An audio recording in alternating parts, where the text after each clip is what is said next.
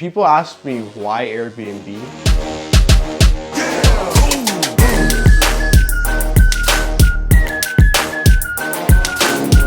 We're currently on the Hamilton Mountain. We're about to pull up on our newest Airbnb listing. It's a very, I guess you could say, residential, quiet area. You know, we get a lot of inquiries for our Airbnb listings. We have a lot of people coming to stay, especially people that are going anywhere from here to Niagara or Toronto, because it's right in the middle. These houses, a lot of times, they have big lots compared to some of the properties in Toronto, Mississauga, Brampton. You're getting like 50-foot lots for maybe, like, you know, you're getting it 30% less than what you'd be paying for the same thing in Mississauga, Brampton. We're just pulling up on the property right now. We just finished all the renos, everything's done. We got it furnished, so everything's ready to go. All right, so this is the space. This is a lower unit of our duplex. So basically it's about 850 square feet. This is the primary dining / kitchen area where you walk right into.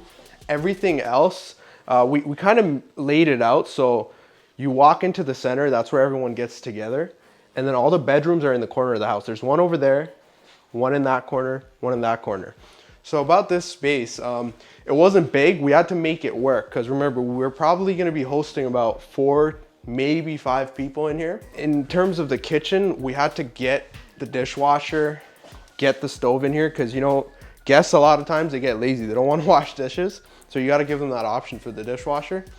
So we thought maybe we could really use the space well and put a bar here, kind of like another countertop. But then we quickly realized if we do that, we have to basically push everything over, which eats into this space. And if we do that, we're not going to be able to fit the dining table, maybe fit the TV. So there was that. The other issue was that people wouldn't be able to walk through the space. They're gonna be like tiptoeing, carrying dishes. It's just uncomfortable. You don't want to do that. So we basically just kept it open. Somehow we managed to fit everything and gave people their space. We got the couch in here, we got the TV here, and we got this dining table and dining area where people could sit comfortably, because you don't want them squished against the wall. So someone could basically come in here, comfortably pull their chair back and sit down. This room right here, so technically we're only supposed to have 2 bedrooms according to the city of Hamilton's laws for duplexing, but we got a 3rd bedroom. It's not a bedroom, I guess you could call it an office space. That's what they like to hear. So we did kind of use it as an office space, honestly. This is kind of like what you would call a community area. So the type of people we're getting coming in here, a lot of times it's like couples, small families. You know, they want to have somewhere to get together, sit down. So we got them some board games. There's a seating area. And then for those students that we have visiting, a lot of times, you know, they want a space where they can just focus on work. So we got the office table there with the chair. So I guess during the daytime, if it's just a couple, or maybe if it's a sole person, they can do their work. At nighttime, this place can be used as a community space. So it actually lights up. At night, it's really cool.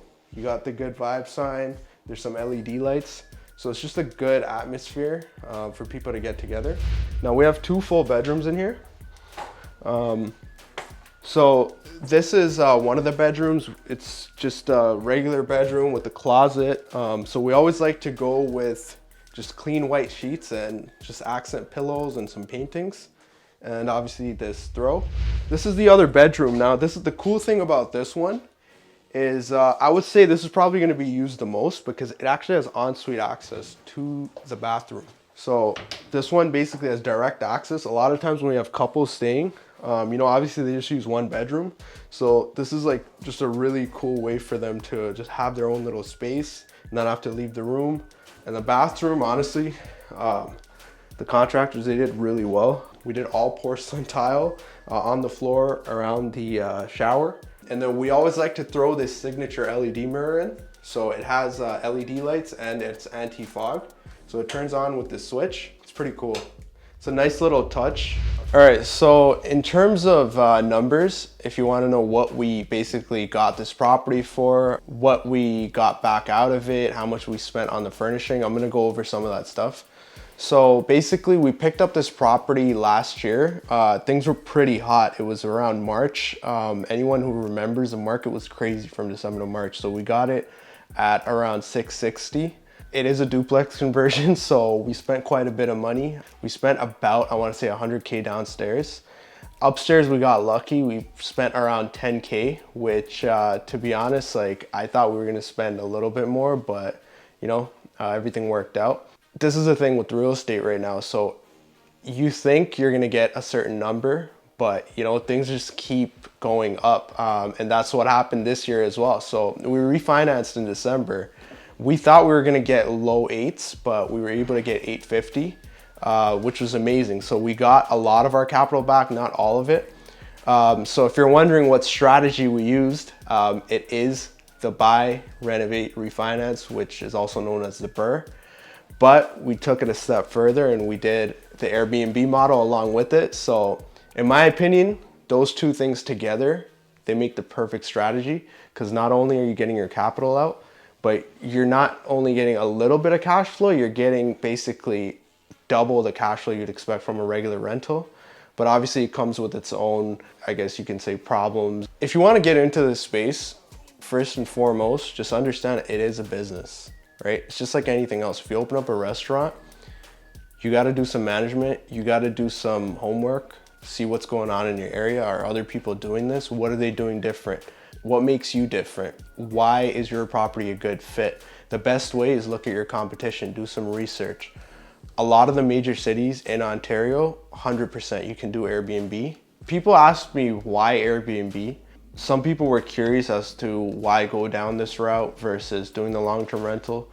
So for me personally, it started off as kind of just having control over my property. There was a lot of stuff going on during COVID with long-term rentals. I was a new homeowner. I didn't want to risk it.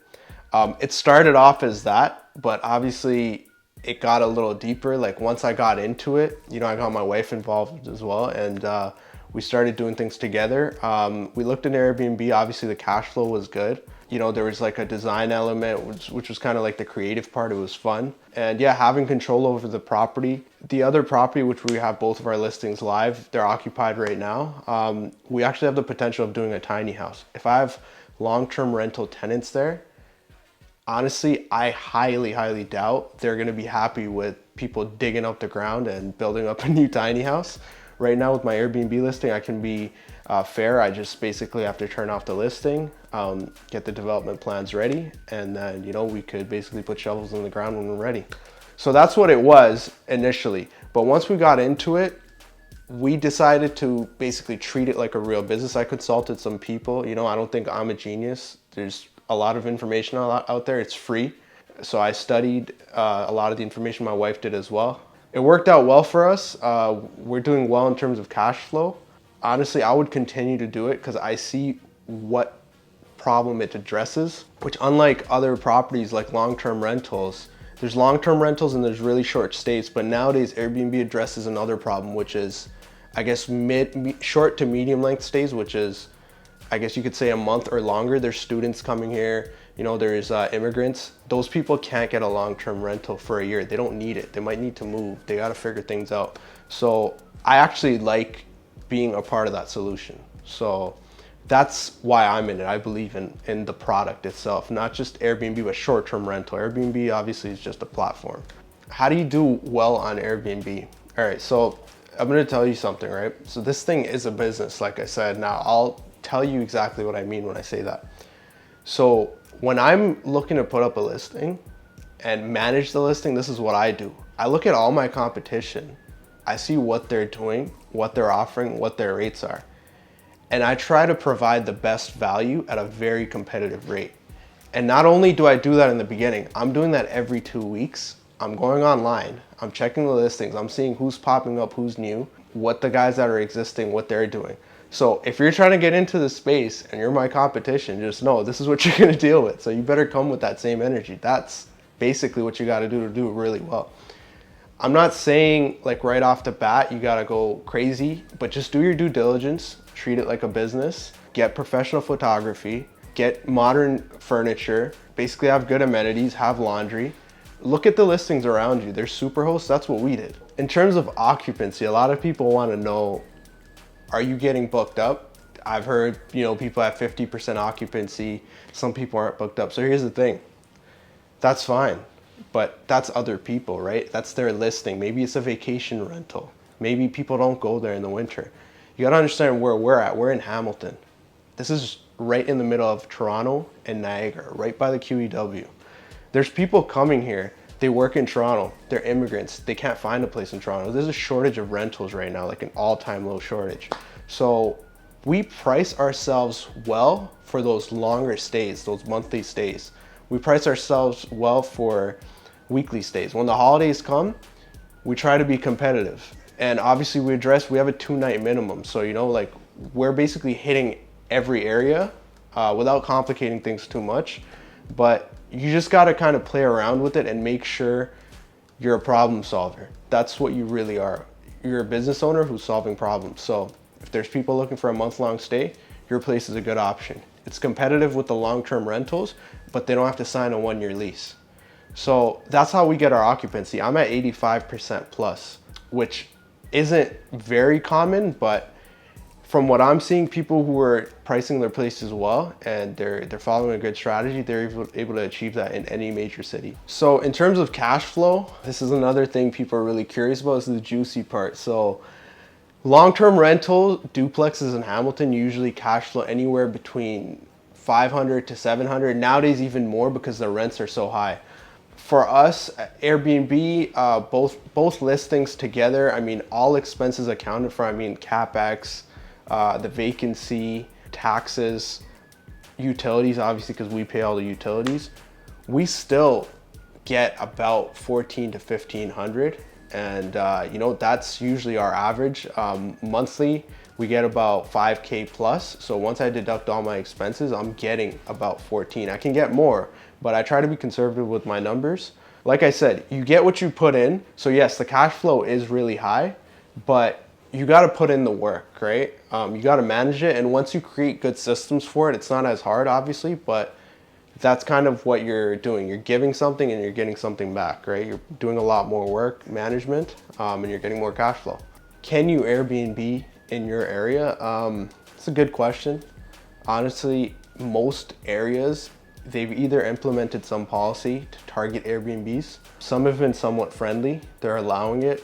Other places like the GTA, Toronto, Mississauga, Brampton, they're capping it at 6 months. They want it to be your primary residence. They want you living there. Are there ways around it? Yes, but it's not scalable. In Hamilton, there is no bylaw right now. I know they've tried to fight it and try to figure things out and go back and forth. They haven't established anything.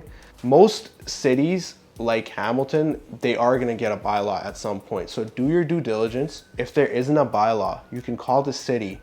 They might be working on one behind the scenes as we're speaking. So you never know. So just do your due diligence. And remember one thing, short-term rental is anything below 28 days. If you're in a market where you get monthly stays, you can use Airbnb to do 28-day stays basically, or longer. And that's no longer a short-term rental. You don't fall under the short-term bylaw basically. In terms of furnishing and the costs, everything you see in each unit, I would say budget about 5K. You could do less, you could do a little bit more depending on what you're going for. We get our furniture from places like IKEA, Jysk, I think it's JYSK, Wayfair. Honestly, Wayfair is really good if you're doing bulk orders for like sofas, beds. Getting into this space, if you're new, especially if you haven't dealt with investment properties before of any kind, you wanna work with people that have an idea of what this space is like, what to look for, because they'll know the little intricacies of basically Airbnb, what type of units to use,